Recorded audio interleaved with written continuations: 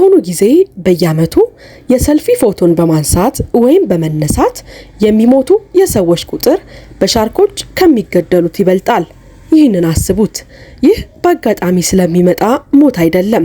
ይህ በአደገኛ ስፍራ ውስጥ ቫይራል የሆነ ፎቶን ለመነሳት በሚደረግ ከባድ ሩጫ የሚመጣ ሞት እንጂ። ዛሬ ለፎቶ ሲሉ ድንበር ያለፉ 10 ሰዎችን የመጨረሻ ገዳይ ሙከራዎችን እንመለከታለን። አንድ ቫይራል የሆነ ፎቶን መነሳት ወይም ቪዲዮዎችን መቅረጽ ዛሬ ላይ የማንነት መገለጫ ሆኗል። የምንኖርበት ዓለም እንደዚህ እያለመ ነው። ግን ለዛች አንዲት አስደማሚ ምስል ወይም ቪዲዮ የመጨረሻ ዋጋው ስንት ነው? ዛሬ ሁሉንም ነገር ስለከፈሉ ሰዎች ታሪክ እንመለከታለን። ከክሬን ታክሲ እጅግ አስደንጋጭ ከፍታ አንስቶ እስከ አደገኛ ፏፏቴዎች ድረስ እነዚህ ለአፍታ የኢንተርኔቱን ዝና የፈለጉና በምትኩም አሳዛኝ ፍጻሜን ያገኙ 10 ግለሰቦችን ህይወት ዛሬ እንመለከታለን። ሰላም ጤና ይስጥልን ውድ የሀበናብ ክሮኒክልስ ቤተሰቦቻችንና ተመልካቾቻችን፣ ዛሬም እንደተለመደው ለእናንተ አዝናኝ አስተማሪ ነው ያልነውን ታሪክ ይዘንላችሁ መጥተናል። እናንተ ብቻ ቪዲዮውን ላይክ፣ ቻናሉን ሰብስክራይብ በማድረግ አብረውን እስከ መጨረሻው ድረስ ይቆዩ።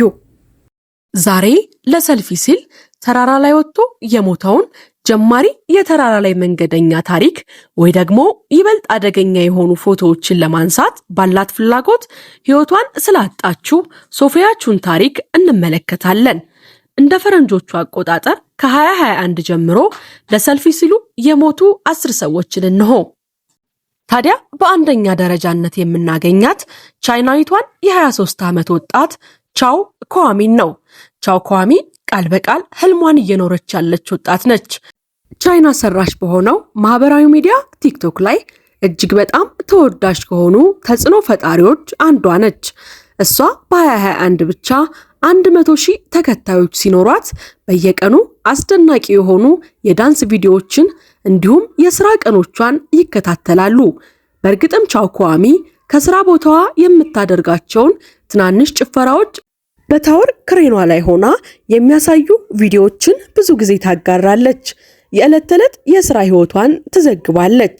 ለተከታዮቿ ደስ የሚያሰኝ ሲሆን እሷ ልክ እንደ ማንኛውም ራሷን የምታከብር ተጽዕኖ ፈጣሪ መሆን እንደምትፈልግ ሁሉ እሷም ደጋፊዎቿን ለማስደሰት ብቻ ትፈልጋለች።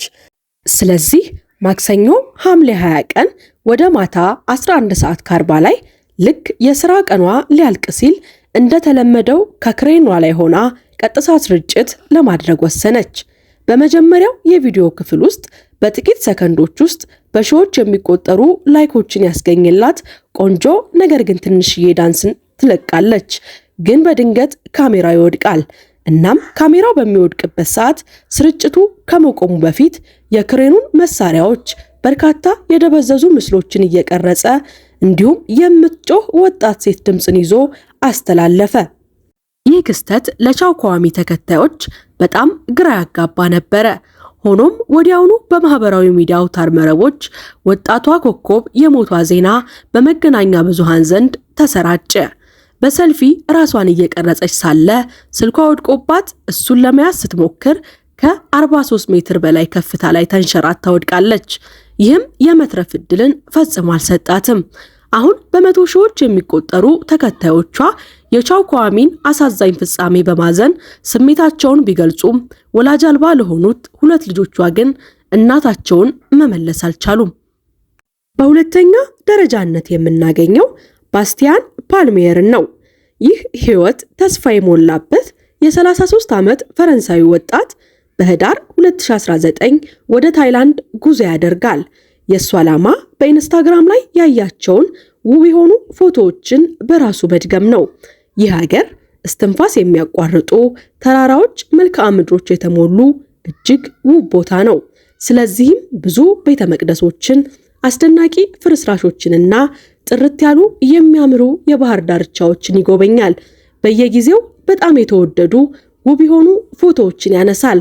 ፍጹም የሆነውን ፎቶ ፍለጋ ወጣቱ ፈረንሳዊ ጉዞውን የታይላንድ ደሴት በሆነችው ኮህ ሳሚ ላይ ወደሚገኘው የናሞዋንግ ፏፏቴ ቀጠለ።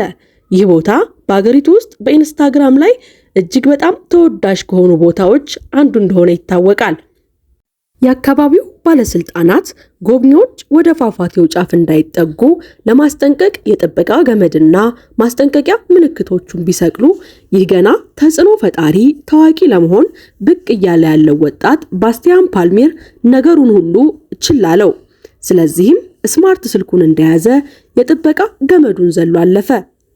የጉዞውን እጅግ በጣም ውብና ድንቅ የሆነውን ፎቶ ለማንሳት በቦታው ቆመ። ወዲያውኑ በፏፏቴው ጫፍ ላይ ተንሸራቶ ከ70 ሜትር በላይ ከፍታ ወደ ታች ወደቀ። የተቆራረጠና ሕይወት የለሽ አካሉ በናሞዋንግ የተፈጥሮ ኩሬ ውስጥ ተንሳፈፈ። በዚህም ወጣቱ ባስቲያን ፓልሜር በተመሳሳይ ቦታ በተመሳሳይ ምክንያት በተመሳሳይ ዓመት የሞተው ሁለተኛው ጎብኚ ሆነ። ከሱ በፊት የሞተው ደግሞ ከጥቂት ወራት በፊት ሌላ ፎቶ ለማንሳት ሲሞክር የሞተው የ26 ዓመት ወጣቱ ዴቪድ ሮኮሞንዲ ነበር። ይህ ሁለተኛው ሞት ከንቱ እንደማይሆንና የአካባቢው ባለስልጣናት በዚህ ቦታ ላይ እጅግ አደገኛ ስፍራን ጥበቃ እንዲያደርጉበት ንቃታቸውን እንደሚያሰፋላቸው ተስፋ በማድረግ ወደ ቀጣዩ ባለታሪኮቻችን እንለፍ። በዚህ ፎቶ ላይ በፈገግታ የሚታዩት ወጣት ታዳጊዎች አንደኛዋ አኤሳ ሪከር ገና 15 ዓመቷ ነው። ካልሲ ዌብስተርም ልክ እንደሷ ሁሉ 15 ዓመቷ ነው። እናም ታናሽ እህቷ ሳቫና ዌብስተር 14 ዓመቷ ነው። ሶስቱ ወጣት ልጃገረዶች ጥሩ ጊዜ አብሮ ለማሳለፍ ብቻ ሲፈልጉ ከዚህ ሴልፊ ውስጥ ከጥቂት ሰከንዶች በኋላ ምን እንደሚደርሰባቸው አልጠበቁም ነበረ። በተለይ ደግሞ ይህ ቀን ለነዚህ ለሶስቱ ወጣቶች በጣም አስደሳች ነበርና በእርግጥም በዚህ ቀን በጥቅምት 2011 ዓመተ ምህረት ሶስቱ ወጣቶች በዩታህ በሚገኘው የስፓኒሽ ፎርክ ስላዊ ውበት ባለው ሸለቆ ውስጥ ቀናቸውን እያሳለፉ ይገኛሉ። በዚህ ልዩ ስፍራ ያለውን አስደናቂ ገጽታ እየተደሰቱበት አብረው በመዝናናታቸው በጣም ደስተኞች ናቸው። ስለ ማንኛውም ነገር ሲያወሩ እየተዘዋወሩ ነበረ። በመጨረሻም የባቡር ሀዲዱ እስኪደርስ ድረስ እዛም እንደ ዕድሜያቸው ታዳጊዎች ሁሉ ፎቶ ለማንሳት እናም ደስተኛ ቀናቸውን ከጓደኞቻቸው ጋር ለመካፈል በማህበራዊ ሚዲያ ላይ ለመለጠፍ ወሰኑ።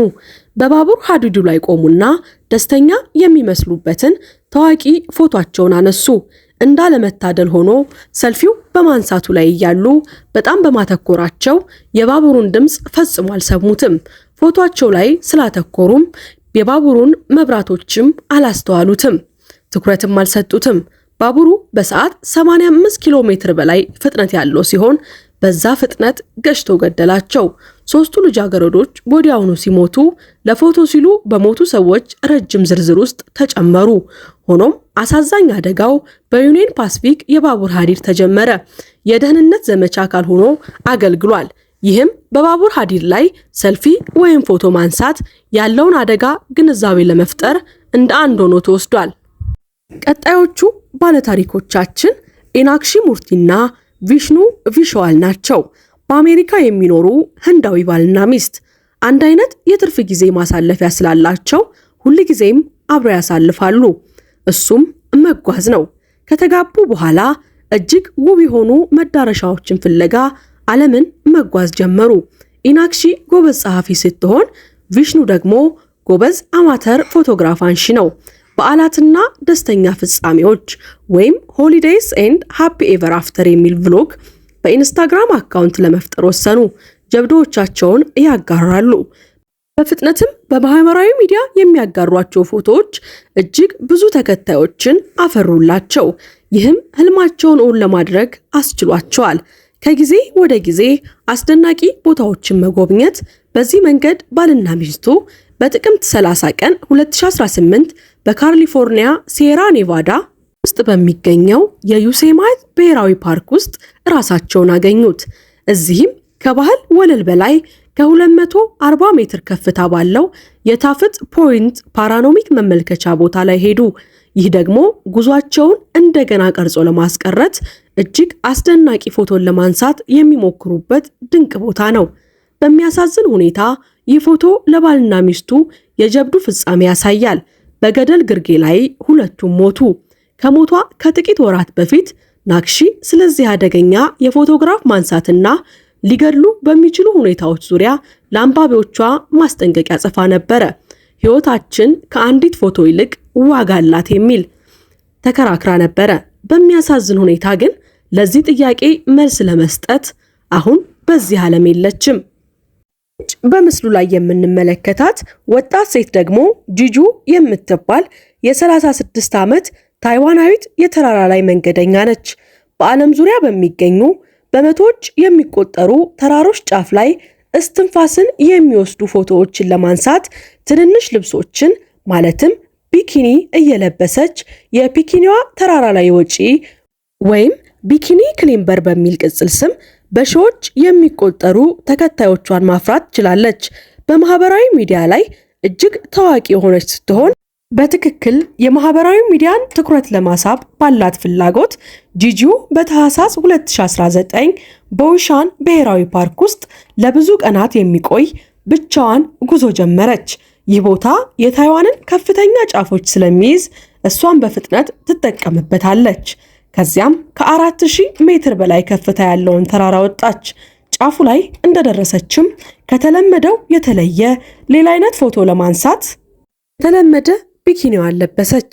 እንዳለመታደል ሆኖ ወጣቷ ሴት ገደል ውስጥ ወደቀች። ነገር ግን የሳተላይት ስልክ ስለነበራት የአደጋ ጊዜ አገልግሎትን ለማግኘት ትችላለች። ይሁን እንጂ መጥፎ የአየር ሁኔታ የማዳን ስራውን በማዘግየቱ የቢኪኒዋ የተራራ ላይ እመቤት በብርድ ብዛት እንድትሞት ምክንያት ሆኗል። በዓለም ላይ ባሉት ከፍተኛ ጫፎች አማካኝነት በሺዎች የሚቆጠሩ ተከታዮቿ ጉዞ እንድታደርግ ላደረገችው በኃይል ለተሞላችው ለዚች ወጣት ሴት እንዴት ያለ አሳዛኝ ፍጻሜ ነው!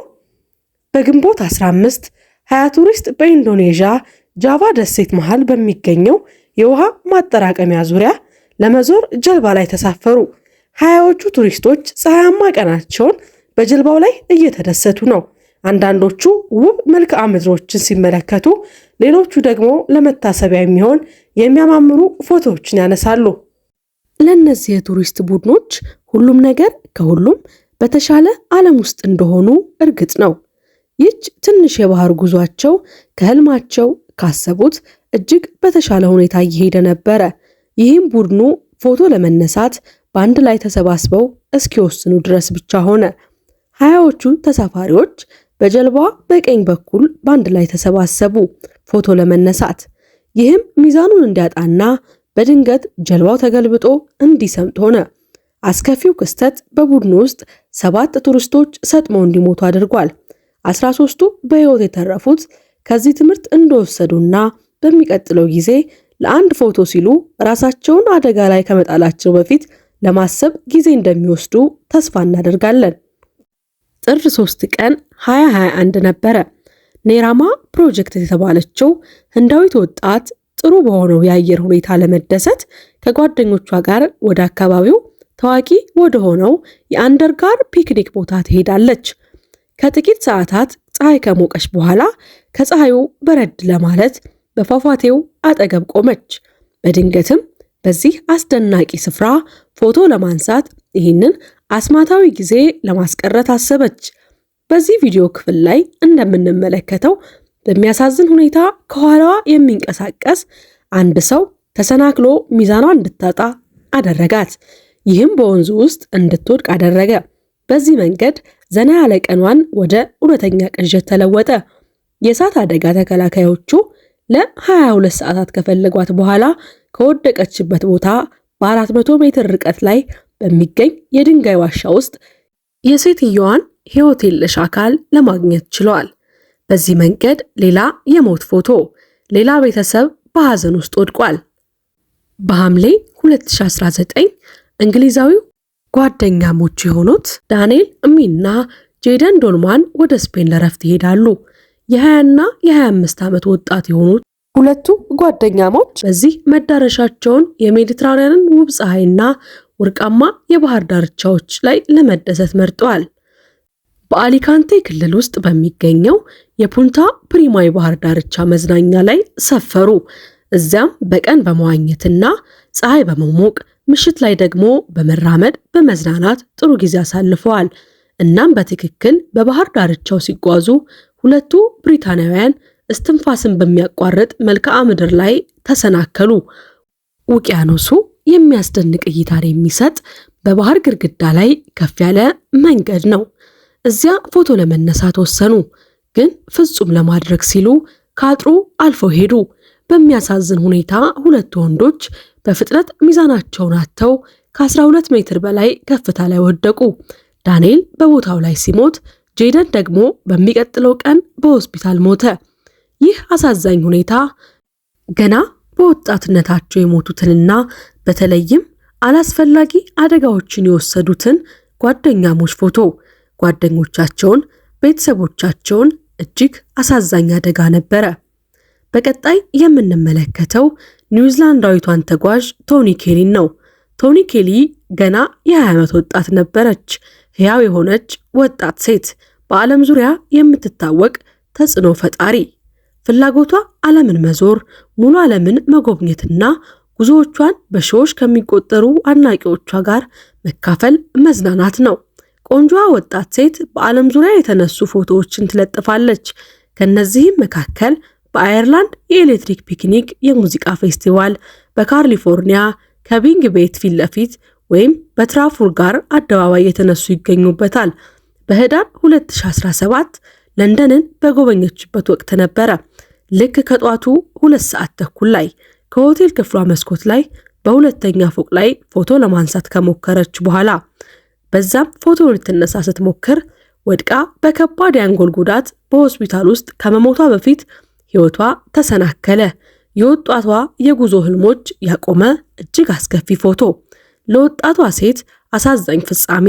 ቤተሰቦቿ ሞቷ ከንቱ እንዳይሆን መላው የአካል ክፍሏን ቤተሰቦቿ ለሌሎች በሕክምና ለተጎዱ ሰዎች ሕይወት እንዲቀጥል ለገሱት። 10ኛና የመጨረሻ ባለ ታሪካችን ሶፊያ ቹን ነች። ሶፊያ ቹን የ32 ዓመት ተጽዕኖ ፈጣሪ ስትሆን የኢንስታግራም አካውንቷ ከ35,000 በላይ ተከታዮች አሉት። ወጣቷ ሴት ሁልጊዜም እጅግ በጣም ከባድ የሆኑ ልምዶችን በመፈለግ የምትታወቅ ስትሆን በባህር ዳርቻ በሚገኙ አለቶች ላይ ወይም ከገደል አናት ላይ ሆና ተንጠልጥላ ጭምር በጣም አደገኛ በሆኑ አቀማመጦች ላይ ፎቶዎችን እየተነሳች በማህበራዊ ሚዲያ ታጋራለች። አደጋን የመፈለግ ፍላጎቷን ለማርካት በሆንግ ኮንግ የሚገኘውን በአስፈሪ ፏፏቴዎቹ የሚታወቀውን የሃምፓክ ላይቭ ፓርክን መጎብኘት ጀመረች። ከዚያም ከባድና የመጨረሻ ፎቶዋንም ለመነሳት ሞከረች። ይህም ከ5 ሜትር በላይ ከፍታ ላይ ወድቃ እንድትሞት አድርጓታል። ምንም እንኳን ሶፊያ ቹን ጓደኞቿ ወዲያውኑ እርዳታ ቢጠሩም የመጀመሪያ እርዳታ ሰጪዎች በፍጥነት ስፍራው ቢደርሱም ወጣቷ ሴት ሆስፒታል እንደደረሰች መሞቷ ተነግሯል። በኢንስታግራም ላይ ሕይወት አስደሳች እንጂ ሞኝ መሆን የለበትም፣ ላይፍ ሹድ ቢ ፈን ኤንድ ናት ስቱፒድ የሚል የሕይወት ታሪክ ለነበራት ሰው እንዴት ያለ አሳዛኝ የደደብ ፍጻሜ ነው! እነዚህ ለፎቶ ሲሉ የሞቱ 10 ሰዎች እነዚህ ነበሩ። ከነዚህ በሞት ካጣናቸው ሰዎች መካከል በጣም ያስገረመውት የትኛው ነው? ያስደነቀውትስ? ያሳዘነውትስ? ሁሉንም በአስተያየት መስጫ ሳጥን ውስጥ ይጻፉልን። ቪዲዮውን ከወደዱት ላይክ ማድረጎን፣ ቻናሉን ሰብስክራይብ ማድረጎንና የደወል ምልክቷን ማብራት በፍጹም አይዘንጉ። እስከ መጨረሻው ድረስ ስለተከታተላችሁን ከልብ እያመሰገንን ከዚህ ቀደም የሰራናቸውን ቪዲዮዎች ገብታችሁ እንድትመለከቱ እየጋበዝን እኛ ከወዲሁ ተሰናበትን። መልካም ቆይታ።